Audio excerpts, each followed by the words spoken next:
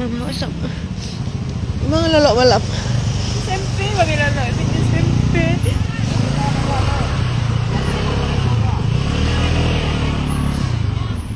SMP kami nakakalari kami malam minggu SD. Allah ya Allah.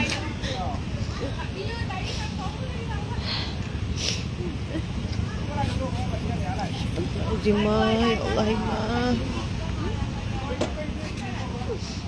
Ye sini lu air padas. Bisa bawa tu. Hah? Ye tentang ayat tu ambil rada awak ke sini tadi. Ada yang kau lepas tu tinggi apa? Apanya dia pematang apa pari? Oh tinggi dari jalan SD ke bawah tu tinggi lah tanah. Di mana dia matang.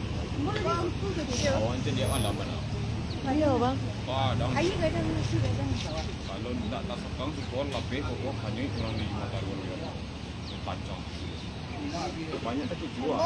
Jadi antaranya ini jam 2. Iya nanti kita cuci. Tunggu nanti kita cuci. Taluk itu anu. Sebab tu kadang ada dia satu ada turun ni dong.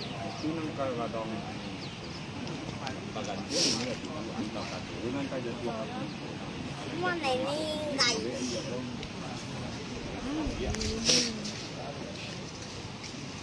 Rumput. Dia semua ni sebelah. Aku cakap para tak akak. Semua Pak Mai. Itu semua Pak Mai. Iya, mana kata itu? Kasih anu. Baik, nak. Ada di rumah Pak Mai kau jebol. Sampiangnya. Iya. Mulu-mulu dah ba'a dengar. Ngantar dia kau ibu. Enggak, libur. Iya. Enggak, kantor tadi aman lah kata. Anu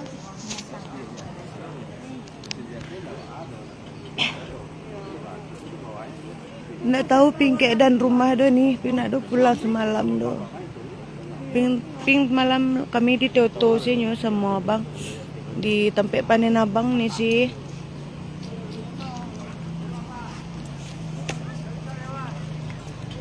Kemudian kasih tur bisa lewat tak? Balik bang. Rumah si ko. Kalau rumah ni Shopee ko na isa do, sampiang rumah ni Shopee.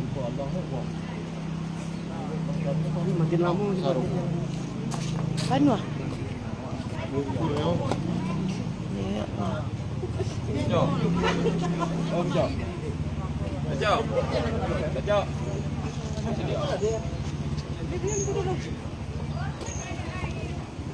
Oh iya dari hati. Ya hati juga.